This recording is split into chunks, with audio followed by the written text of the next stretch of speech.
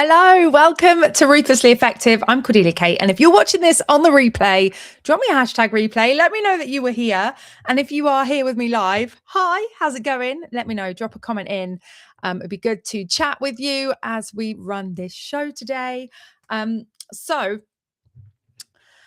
I watched a very popular, it's had 11 million views, Stephen Bartlett podcast the other day. And it was all about AI and how superintelligence is coming in 2027. Let me know if you've seen it. Drop a comment in the chat. Say I've seen it, because then you're going to be one of like 11 million people. It's likely that you have. And maybe just like me, when you watched it, you felt a bit of doom, a little bit of doom, like, oh my God, this is nuts. But there was one thing in that podcast episode, and let me just show you which podcast episode I'm talking about. It's this one. ChatGPT offered me 2 million to keep quiet, and no one is ready for what is coming. And basically, just to give you the brief synopsis, what was said is that super intelligence, where AI is just better than humans at absolutely everything, to the point where humans are going to become completely obsolete and ultimately potentially become extinct, because, well, Terminator 2 is going to become reality. The whole thing was about the fact that that process is going to happen sooner than we think. 2027, super intelligence is coming. And the person that Stephen Bartlett was interviewing was an ex-OpenAI researcher, Daniel, and I don't know how to say his surname, Coco Tajlo. I reckon AI would be better at me than saying that. He apparently used to work for OpenAI, walked away from £2 million he was offered to stay silent over what is coming. And, like, I was listening to this episode and I was so doom and gloom. Like, it was really like, oh my God, my poor children. And I really like, it's scary. We're in scary times. Like, it's unknown. We don't know what's going to happen. Is Terminator 2 going to become reality? I don't know. I'm not sure. And we could be jestful about it to just, but I was listening to this and I realized there's a massive flaw in this entire argument. Because one thing that they've completely overlooked when it comes to thinking about, is AI going to take over every single job and are humans going to become absolutely obsolete? And if AI can do everything better than humans and cheaper than humans and faster than humans, etc., then there will be no need for humans anymore. And there was this moment, I want to play it for you. I wonder if it's going to, let me check if I've got sound sharing, computer sound sharing. So I want to play this for you. 1 second. Right. Do me a favor. Ian, hello, darling. I can see that you're here. I'm going to play this clip. And if you can't hear it, let me know and I'll figure out to turn the sound on and we'll play again. Drop a yes in the comments if that's good with you. Okay, so here it is. I don't know how to make sure I'm sharing sound. Surely there's a button somewhere. You would think. Okay, I think I am. Which jobs are genuinely likely to survive AI, and what skills should people/students focus on over the next 10 years? That's kind of like... Okay, so Steve is now asking him what jobs he thinks is going to survive. And he basically responds by saying that's like asking like prehistoric people what like when a revolution is coming, what jobs they, he's basically saying it's an impossible thing to answer, because his argument is that humans are going to become obsolete if we're not careful, right? But then here's the thing. So Stephen Bartlett then asks him, what about podcasters?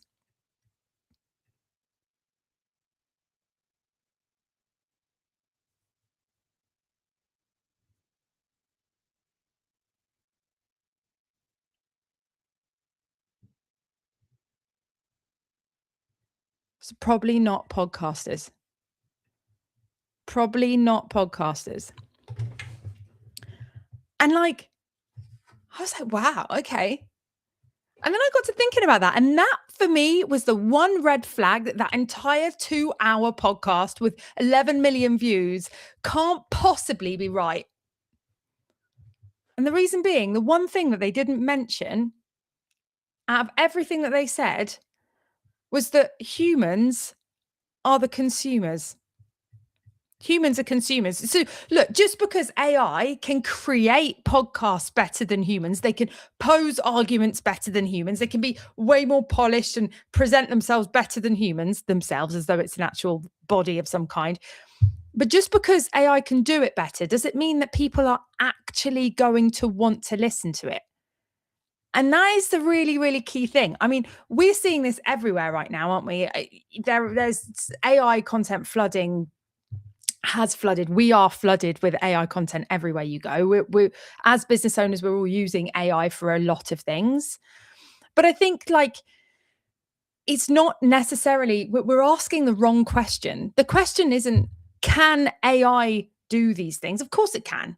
Is AI going to be able to do things better than humans? Yes, absolutely. But that's not the question. The question is, will humans actually choose the replacement? And that is a completely different question. And surprisingly to me, that wasn't asked. The only glimpse of where that was covered was the fact that this guy thought that perhaps people wouldn't want to have an AI nanny raise their children, like a robot nanny raise their, because they might find it a bit, uncomfortable. But AI podcasting, mate, apparently that's going to come in and take over. Now, you tell me, wherever you're listening from, are you going to be listening to AI podcasts? Because I don't know about you, but I don't listen to podcasts so that I can just download factual information into my brain.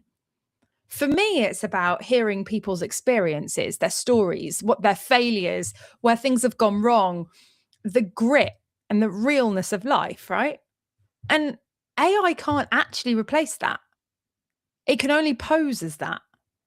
So how you can tell me that AI is going to come in and start replacing podcasters and broadcasting and storytelling and people sharing their real lived experience, and that we as a nation and as a species are going to start choosing to listen to AI generated podcasts over that human real life grit and experience that we can relate to because it's told by someone that is just like us, that is walking on the earth in flesh and blood.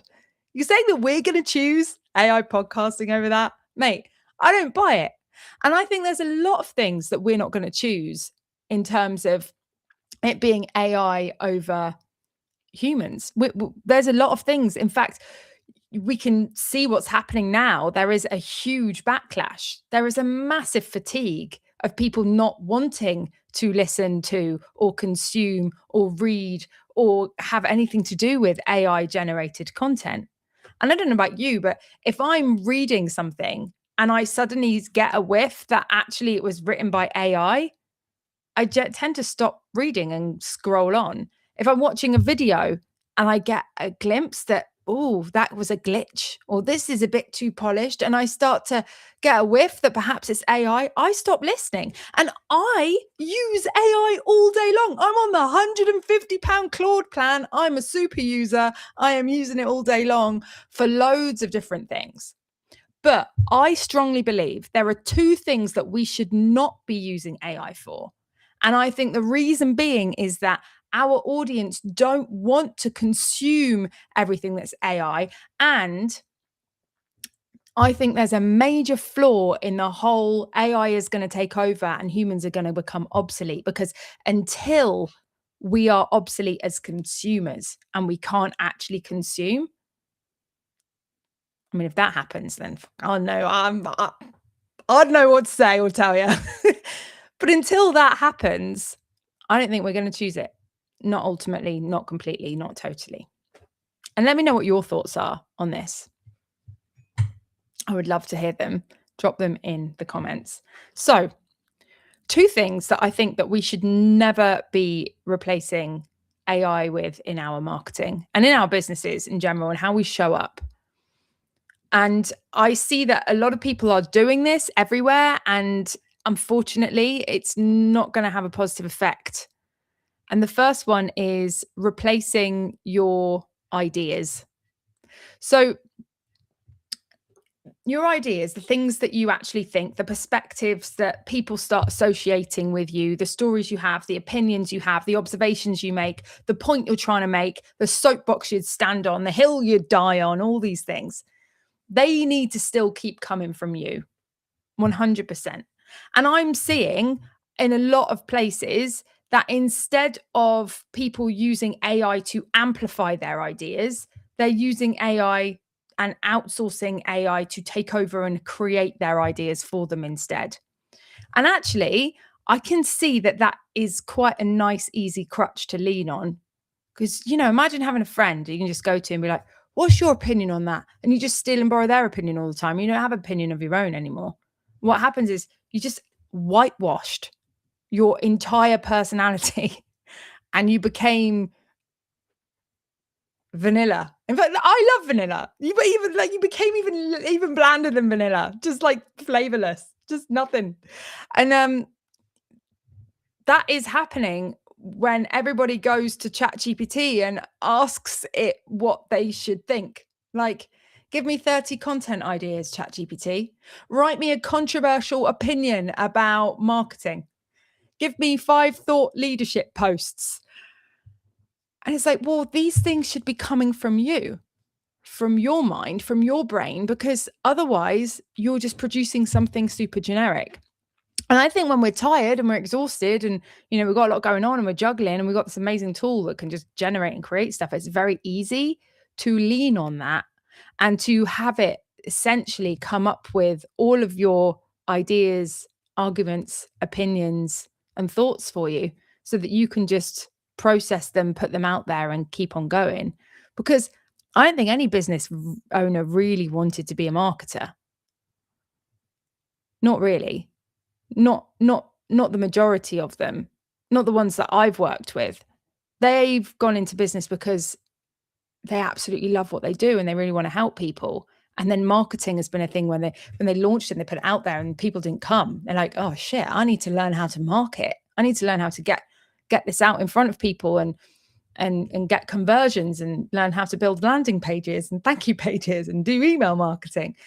That wasn't the first thought when you came into business. And so the idea of having that all done for you is the reason why marketing agencies have existed for so long. But the problem is that if you are somebody who is running a business where you are the service, like you are an expert that's teaching people, you're consulting or you're training or you're a mentor of some kind or you're a coach, then having your personal brand as the way you market your business is really important. And for you as a business owner, whitewashing that through ChatGPT is one of the worst possible things you could do, because now your moat, which is the thing that makes you, that your moat for your business is you and you having a following of people that absolutely love the way you think, what your opinion is, how you do things, how you explain things, your stance on stuff. If you replace that or you let that get whitewashed, that moat disappears. And now all of a sudden you become just a copy paste thought leader that anyone can be, because they can go to ChatGPT and go, tell me what your thought is about this. What's your opinion on that? And your opinion and your stories and the things that make you human, your DNA and your fingerprints are what people really want to connect with and they want to learn from. And so that is one of the things that I'm seeing so many people. There are so many posts. And oh my God, the worst ones are ones where people are creating ChatGPT generated posts about really personal things that they've been through, like someone dying or something that really, and you read it and you're like, oh my God, this is like a ChatGPT post that's posing as a really personal post that you've written about a really grievous time in your life. It's like, as a consumer, I really want that to have come from you. I really want that to be your words and your thoughts and your opinions. And then I'm going to be really interested in reading it. The second I think, AI's written this, I feel a bit fooled, a bit like you're trying to deceive me, or a bit like it's not really you and I'm less interested. And I'm not the only person that feels this. This is the whole AI backlash. People want real. And so what we want to be doing instead is using AI to elevate your ideas, using AI to help you make your voice louder and spread your voice further. And I've got a system for that I'm going to walk you through on this show a little bit later. But first, the second thing that we do not want AI to touch or replace, or that we want to just outsource this to a nice little AI agent to do for us. And remember, I am specifically speaking to business owners who work with clients in a way that you are the product. You are a mentor, a tutor, a trainer, you are a consultant of some kind. I'm not talking to business owners who are running faceless brands and are selling physical products or something like that. For the expert-led coaches, consultants, mentors, tutors, trainers, the absolute worst thing that you can be doing is outsourcing the relationship building to AI. And we already do this in part a little bit. Actually, online marketing is an outsourcing of relationship building to automation, to a way that makes it easier. For instance, when we send emails through an autoresponder, if you've got a list of 10,000 people, you've just started a conversation with 10,000 people automatically without you needing to be in the room.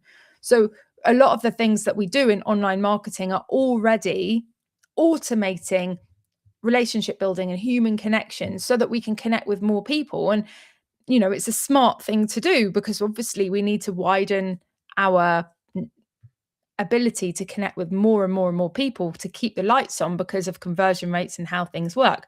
However, we don't want to do that further by now, number one, outsourcing your ideas so that now your content isn't coming from you. It's not your voice. It's not your lived experience. It's AI posing as your voice and your lived experience. And B, getting AI to actually be the thing and the one building your relationships. And what I mean by building your relationships is I'm talking about the bit where it gets human, like the DM inbox.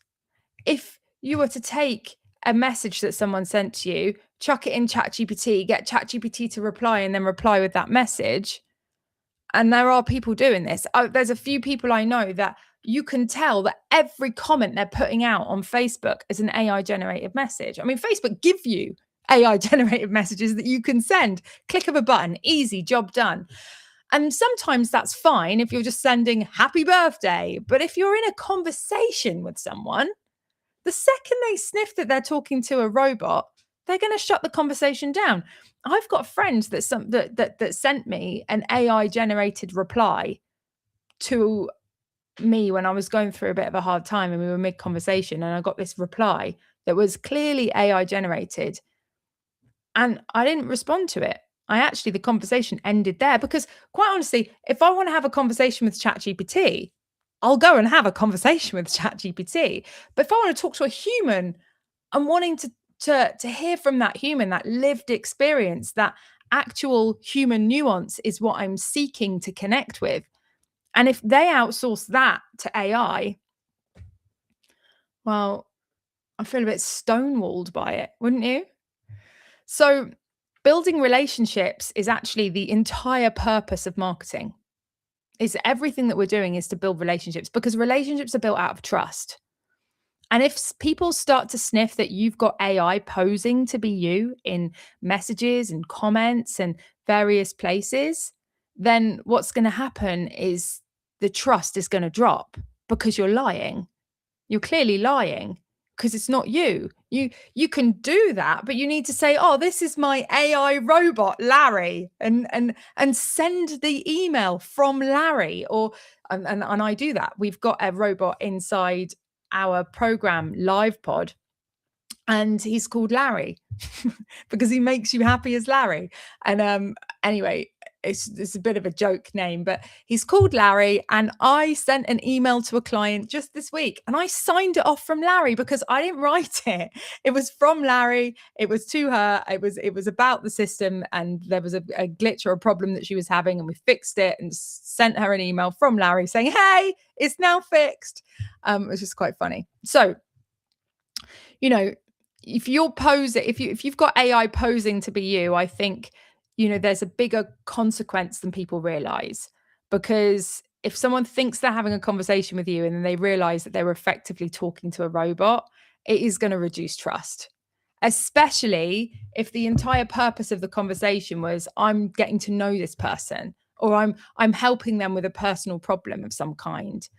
And I think that matters commercially, because for most small businesses, particularly, those that are in the expert space, people buy through relationships. They don't buy what you're selling. They buy the fact that you're selling it and it's you that's delivering it.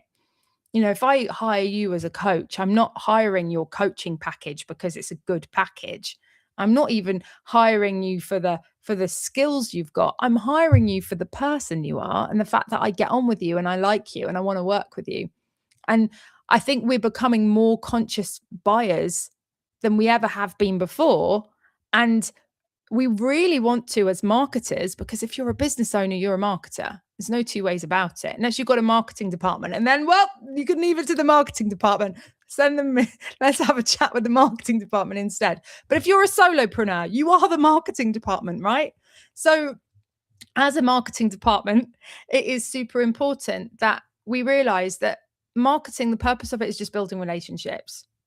And everything we're doing is to just build trust and connect with people, to get them to a place where they feel like, do you know what? I know you and I like you and I trust you. And I'm aware that you're the solution to my problem. And actually, I'd really like to work with you.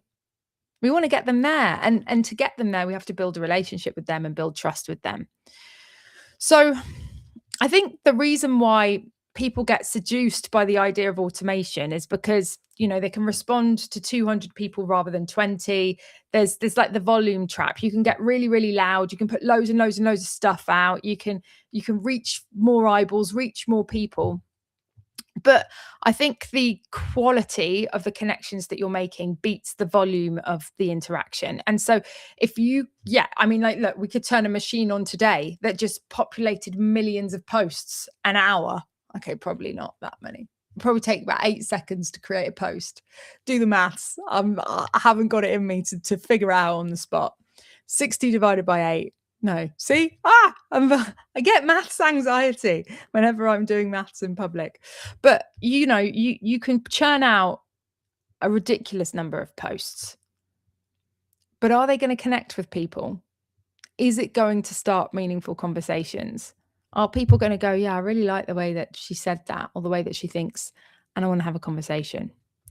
And so, yeah, it's about quality over quantity.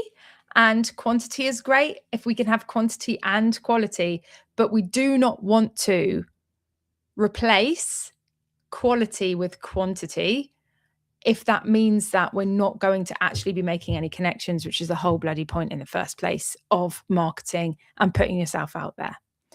So I have a very simple way of using AI to elevate my humanness and my connectability and my ideas, etc. And I'm actually doing it right now as we speak. And so I'd love to walk you through it, because I think you could copy it, you can model it, you can do it yourself. It's very, very simple to do. And it makes a real impact, because you can create a lot of content from doing it, from just you can multiply one piece of content into hundreds if you were to really stretch it out, and all of them will have come from something real, and that is you. And so what I'm speaking about is live broadcasting and going live to talk about something and to share your opinion on something, or to teach something, or to tell a story on something. The point is that if you go live, you are going to be the rawest, realest version of you, because you can't stop filming, repose yourself and hit record again. You're just recording like I'm doing right now. And that is scary, because I might say something that offends people. I might say something that gets me cancelled. Cancel culture is a thing. It's scary because we intrinsically as human beings, we don't want to be rejected. We don't want to be ostracized.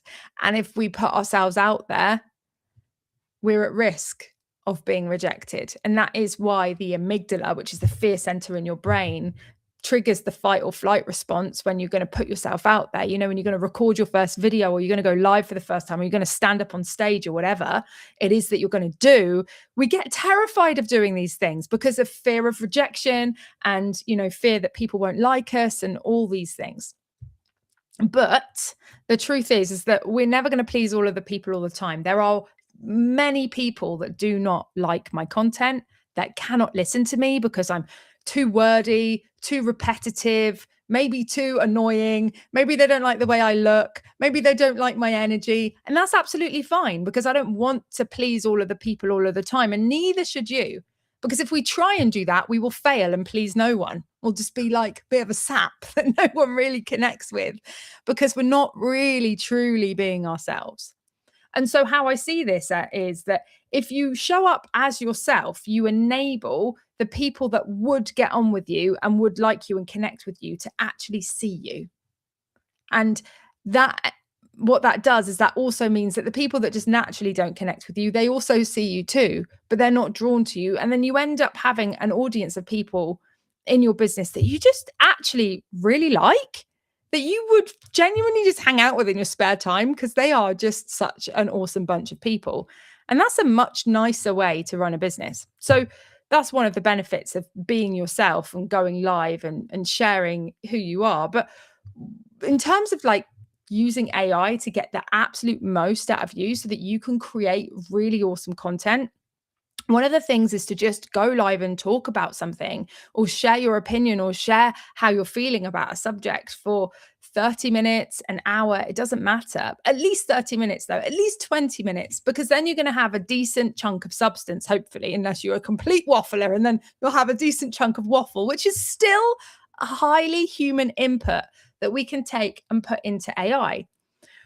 But the problem is I've heard people talk about repurposing content over and over and over again for years and years and years. It's been something that's got easier and easier to do, but there's still so many moving parts.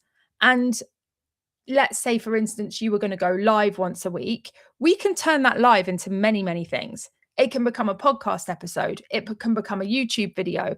It can become reels and short clips that go out all over social media. It can become, we can take the transcript and we can turn it into a Substack, a blog post for your website, a how-to guide, a downloadable PDF, an ebook, a chapter in a book. One of my clients has this way of going live every week for a set number of weeks, and each live episode is a chapter in a book. I mean, how flipping awesome is that?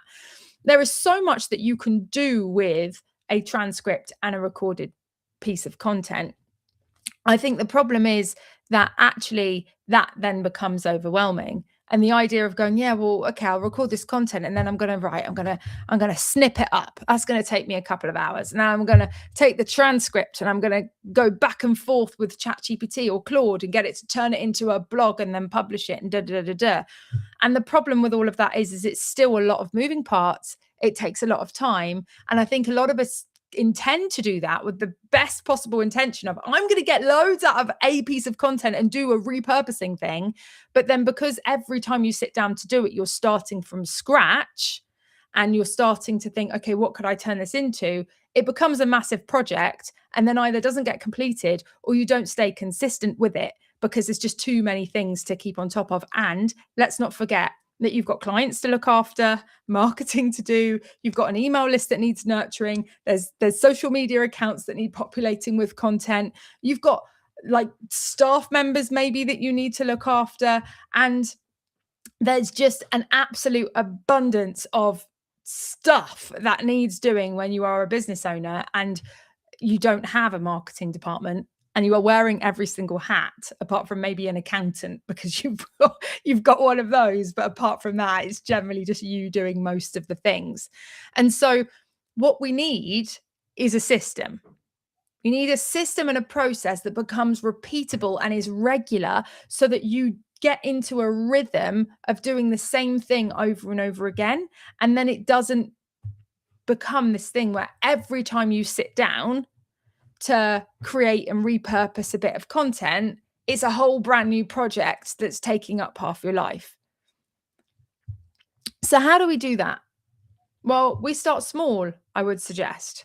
The first thing is that you go, well, what would I like to repurpose? And don't go, the world. I want to repurpose the world from one piece of content. Like, I remember watching Rob Moore deliver a presentation on repurposing a few years ago, and he was showing us how you can get like 50 different things from one piece of content. And that is amazing. Like, there are definitely 50 different things we could get from one piece of content, because you could get a blog, for instance, but then you could also create 10 spin-off pieces off of that blog, which would be like questions that people would have off of that topic, or little elements that you didn't cover, right? And so the spin-off content, I mean, you could go on and on and on forever just from one piece of content. But my recommendation is to not try and do that, because it's going to become very difficult to manage and keep up with, having a huge number of jobs that you now have to do off the back of you creating one single piece of content, which Cordelia pitched to you would be a really easy idea. And now all of a sudden it's not. It's become exhausting. So my recommendation is that you pick 3 things that you will repurpose into off the back of one live. So let's say that you decided, right, I'm going to go live once a week to talk about X. I don't know what your business is. So something related to that leads, that demonstrates your expertise. So for me, I could go live once a week to talk about systems, or to talk about sales, or to talk about productivity, or to talk about a variety of all 3. And then once you go live, what you do is you then have 3 set things that you turn that live into. Maybe a long form video, maybe some clips, and maybe a Substack, for instance. You know, think like, what's the biggest impact thing that I could create for my audience right now? For some of you, it's a Substack. You've got a Substack and you're struggling to keep up with it. Well, what if you went live to talk about something once a week, and then we turn that into a Substack afterwards? And that now just becomes a ritual thing that you do. It's like, I do my live, and then from my live, I create my Substack, I create a podcast episode, and I create 5 clips to go out on social media that promotes the podcast or something. So systemizing it is not about trying to get as much out of it and creating a flipping ecosystem that you've now got to come up with. It's about doing a very simple set of tasks on a regular basis that now give you a very tangible output that you can stay consistent with and you can stay up with, which if you don't have that in place, it just becomes another load of spinning plates that you get up in the air, and then a few weeks later they all crash down because you just can't keep up with it. It's just too much. Let me know if any ideas are springing to mind for you whilst you watch this. Like, what would your piece of content be? What could you go live about and talk about every single week that is something that you just are really passionate about, or you wish your audience would know or understand? One that I used to do, and this is a really, really simple one, is to just go live and answer a question that your audience has every single week. So this is where we can use AI to just help elevate that humanness and elevate our ideas. For instance, is either get a load of Zoom transcripts from you talking with clients, unless that's super confidential, or you delivering coaching sessions, or just get really specific on who your audience is and drop that into AI and go, generate me a load of real life questions that people might have on this subject. And then you can answer one question every week live, and then that becomes your content piece for the week. And then from that question you answered live every week, what you can do is turn that into an article that answers that question, turn that into a shorter clipped video, or 5 clips, or a YouTube video, or podcast episode. But pick 3 things you want to turn it into, because 3 is a really good number of things that we can keep on top of.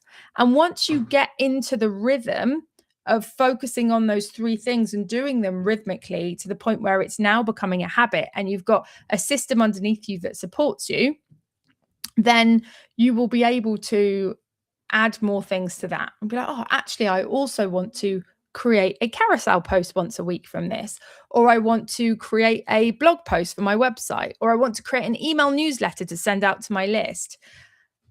But don't try and start with 20 things because you just won't keep up with it. It'll just be too much, too bitty, and too hard to get traction from those things individually. Let's see what we've got happening in the chat. About 8, John says. I don't remember what the question was, John. I've got no idea. Okay, Ian's saying powerful ideas, starting with real human ideas and point of views instead of AI so what. Absolutely, I love that. AI so what. So much better than AI slop. And going to have to sign up to the Thinker to get through all the possibilities flying through my head.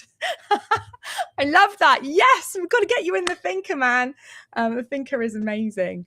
For those of you that don't know what the Thinker is, it is a productivity app that I built that enables you to just dump all your ideas and tasks and things that you could do, would do, should do, need to do, etc. And it just generates you a success day every day and tells you what to work on so that you stay on track with what your goals actually are. It's very, very cool. Cool beans. So I want to introduce you to something that enables you to actually start systemizing workflows really simply so that you can build these repeatable systems around. Hang on, I'm trying to multitask and it doesn't work. So just let me pause. I'll pause for a moment, darling, and then I will carry on.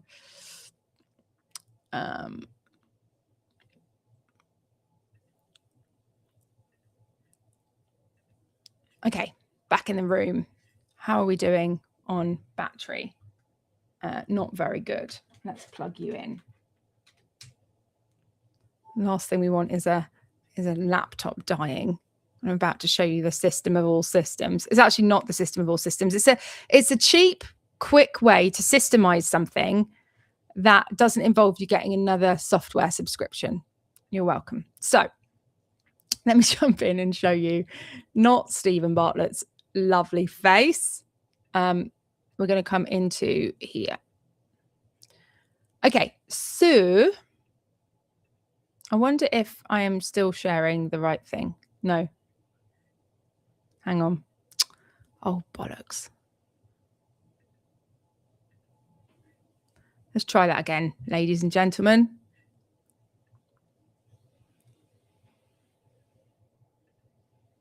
Oh, and John's telling me that the number 8 was the number of posts per minute per hour.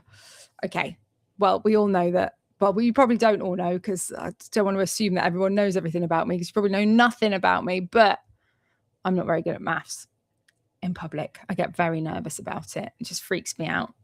I'm more scared of not being good at maths in public. I'm actually fine at maths. I passed maths at uni when I was a nurse. Anyway, right. So let me just show. This is Airtable. And I've just opened up a blank base.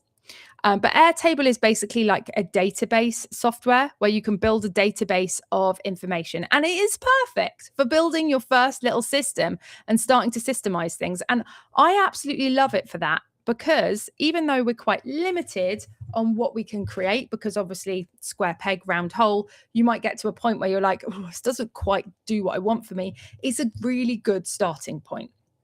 So let's say that we are going to do this live question idea that we just had. So I'm going to rename this field with question. And then I am going to just put my questions in here. Now, just for the purpose of this, I'm going to get ChatGPT, just for the purpose of this demonstration, Imagine I am a coach helping people with camera confidence. I want you to come up with a load of questions that my audience might have around camera confidence. Right, so we're going to grab those questions from there. Whilst they're generating, I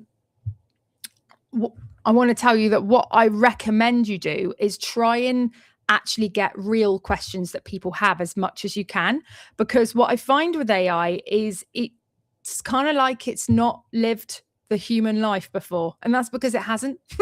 And so often it misses the mark of what people are actually thinking and what keeps them up at night. Like, for instance, it'll come up with stuff like, you know, that moment where you wake up at 2 o'clock in the morning and you go downstairs to write on post-it notes. It's like, what? No one's doing that. That is not a thing. We might open our notes app on our phone, but we're not writing on post-it notes at 2 o'clock in the morning downstairs. Like, sorry, what? So it's a little bit like ET is posing as a human. And that is basically what's happening.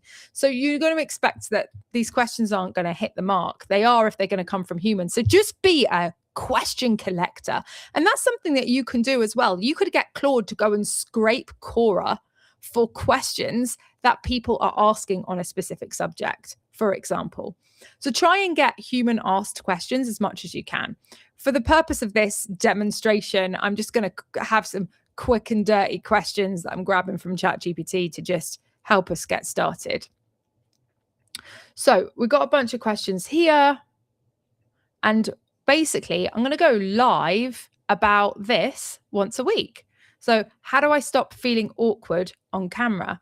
And to help organize myself, I'm going to add a long text field, and I'm going to put my 3 main points. And I'm just going to create, before I go live, what my 3 main points on that subject would be, so that I've got myself a few notes. Now, once I've gone live, the next thing I'm going to do is add a field here that enables me to add in the transcript.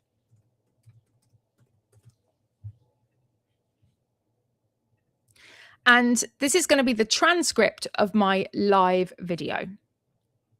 And so what we're then going to do is turn this transcript into different things. So let's say that we've decided one of the things that we're going to create off the back of this live is a blog post.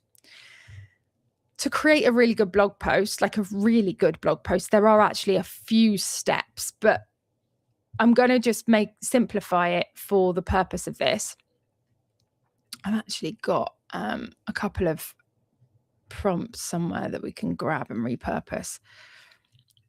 In the extended show notes that I create off the back of today, I am going to give you some prompts for creating a proper blog post with a transcript from AI. I'm going to link you into that. I've got some really good prompts that create the structure and the substance and the style and produce a blog post that's actually good enough to put on your website. But essentially, here's what we do with Airtable to create the copy that we're going to put in a blog.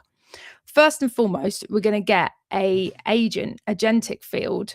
And the agentic fields are really cool because it's basically like having ChatGPT inside Airtable or Claude. In fact, you can choose which model you want. You can choose Anthropic, you can choose OpenAI, you can choose Llama, Meta's. I wouldn't. Or you can have Gemini. So pick your favorite. For this, I'll probably pick ChatGPT's 5.2. And then you're going to put your prompt in here. And so I would say something like, I want you to take the transcript that I am giving you below and convert it into an argument for an article that I am going to write. I want you to pull out what the big question is that this argument is answering, and then give me the structure for how that question is answered with the article that we are going to write. Your source of truth for opinions, stories, and everything you need to create a really well thought through human piece of content is the transcript. Right, well, I would have a longer prompt than that, but as an example, that's good enough. And then we are going to then have to put an input in here, otherwise it doesn't work, because it needs to pull something in as an input. So this add field needs to have something selected, transcript, and we can create. Now, nothing is going to generate because we don't have anything in the transcript section. But when we do, there will be a generate button and we can hit generate on that. So what I can do actually is grab a transcript and we can pop it in. I've always got a transcript to hand because this is something that I do all the time. Let me just see what this is a transcript of, because if it's of me having an argument with my nan, we probably don't want to stick it on YouTube. I am joking, because me and my nan never argue. Okay, not that one. There's a... Bear with. Should have got this ready, shouldn't I? There's a bit of spontaneity happening. It would be mad if there wasn't, wouldn't it? Okay, so this is actually the transcript of a training video that I did teaching a competition strategy that I have. So let's pop that transcript in there. Didn't work because I need to open the field. And if you don't know about the agentic fields inside Airtable, I imagine that this is going to open up such a huge amount of possibilities in your mind of things that you could... Oh, bollocks. I just hit the exit page button. God damn. Right, let me go back to it. I think that this is going to open up a huge number of possibilities in your mind as to like what else you can use this for. Because it's different to just having a conversation with ChatGPT. You are standardizing and systemizing. I've got a feeling that we're not sharing anymore. Ian says I managed to get to the first 42 minutes before the first bollocks. Does that mean that I get a lot of tech issues, Ian? I love you for sitting through them all with me. Appreciate you greatly. Where's the... What am I sharing? Airtable. Share. Okay, where were we? We were in this one. Untitled base. Here we go. I crashed ChatGPT. I've crashed Airtable with my massive transcript. That's basically what happened. I think I might have crashed it again. Airtable, you need to sort this out. This is not very good, is it? Should be able to put a massive... Yeah, I've just crashed it again. Okay, well, never mind. That would have been a lovely demonstration. We're going to wait, not exit the page. It might just take a minute. But essentially, we've got the transcript there. Then we'll have this AI tool that creates the value proposition. And then what we would do is create another AI tool here that takes that output and turns it into something else. So you would go, right, now take this and turn it into a proper structure for a blog post. And then we go, right, now take this structure for the blog post and write section 1 in my voice. And now write section 2, and now write section 3. And so at the end, you have like a 5-section blog that you can then pull together into your website or something. The other things that you can do, I'm just going to give up on sharing Airtable, I think, because it's not working. It's a 100,000 character limit. Yeah, it normally would ingest a transcript, but and that wasn't the biggest transcript in the world. But yeah, I don't know. So anyway, another thing that you can do is get it to create the captions for, let's say, for instance, you edit it into different videos. You can take the transcript of that little video and you've got the transcript of the main video it was taken from. Use the main video transcript as context and the little transcript as what this specific clip is about, and then get it to write the caption that goes with that reel. So you've got like a way of writing the copy to go with reels. But my point is that you want to have a really simple system so that every time you have this transcript or you have this video and you're converting it into other things, all you need to do is drop the transcript there and hit generate, generate, generate, generate. And the difference between that and going to AI to create your ideas is that it is now taking your highly human input and getting more from it. It's helping you spread it further, to repurpose it, to widen it. And it's going to use your voice, your opinions, the things that you've shared as a real source of truth. And that is going to mean that the content that you're putting out on social media has actually come from you. Yeah, maybe you've got an AI assistant that has tidied it up or split it into 5 different posts or converted it into something else or converted it into, a full blog or a Substack or whatever. But it will have come from you. You have given it a highly human input. And that is a massive difference in terms of what you get as an output than if you just go to AI and say, write me an article about this. If you give it a long transcript and you say, convert this into an article, you will get a much more you response.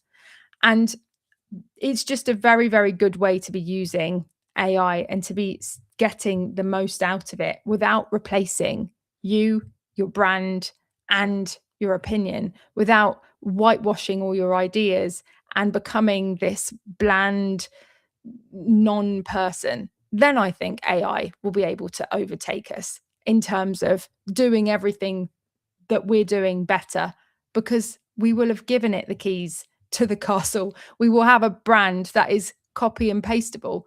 But if you really are yourself and you show up as yourself and you deliver stuff that comes from you, and then you take that and you get AI to help you repurpose it and help you spread it further and reach more people with it, well, then you're going to be creating a moat for your business. And by that, what I mean is the thing that makes you human is the thing that's going to protect you from being replaced by the robots. And as Ian has just put it so beautifully, human in, human out. And I agree with you, Ian. I think it's more human in, humanish out. But if it's AI in, it's AI slop out. And so we need somewhere to be building and creating a highly human input. And I think going live once a week to talk about something and building that into a system is a really phenomenal way of doing it. And I've actually built a platform called LivePod, where I help people to build and launch their own live show and then take every single episode of that show and convert it into a YouTube video, a podcast episode, reels, a Substack article, etc., etc. And I think the difference between what I've built with LivePod and what is already available in the market is the fact that the AI agents that then take that copy and turn it into other things are making sure that the output of that has come from the single source of truth, which is the very human input that went into it in the first place. And so you create loads and loads of content off the back of it that really is very you. And we're not just creating loads of quantity, we're creating loads of quality. So that is LivePod, and that's what it's all about. So what would your live be? What would you go live about? And are you going to go live? That's the question. I'd love to hear if this has inspired you to start going live more. And yeah, it's a bit scary. It's a bit hairy Mary scary in terms of getting out there and talking in front of people that you don't know. God knows who's watching this. God knows what they're thinking. But you know what? Who gives a shit? It is what it is. And I'm sure there are people out there that are going to connect with you so much more and stronger because you are just being yourself, and people will love you for it, and they'll also dislike you for it, but you will find your people, and that's all that matters. So that's all. That's my food for thought today, darling. I hope that was helpful, interesting, inspiring, and I can't wait to see you go live. Do tag me in your lives if you're going live. I'd love to come and support you. And I will see you this time next week on the Ruthlessly Effective show, where I'll be releasing another episode. And as always, you can get the extended show notes of this episode inside Strategy Geeks, which is my community for people that want to geek out on online business and strategy and dive deep into all this stuff. We have a live event that runs once every other week, called the Geek Out, where we jump on to share things that we are discovering, that we're building, that we are learning in the online business space right now, because it's literally like we've all got a box of Lego and we can build anything we want these days. So it's really cool to get an insight into what everybody else is doing and get some real use case stuff from other business owners. So that is happening this Thursday, I believe. I think we have our next Geek Out, but it's inside Strategy Geeks. And yeah, for those of you that are in there, I look forward to seeing you then. Otherwise, I will see you next week here on this here live. Lots of love, guys. Have a wonderful rest of your day, and I will speak to you very soon. Bye.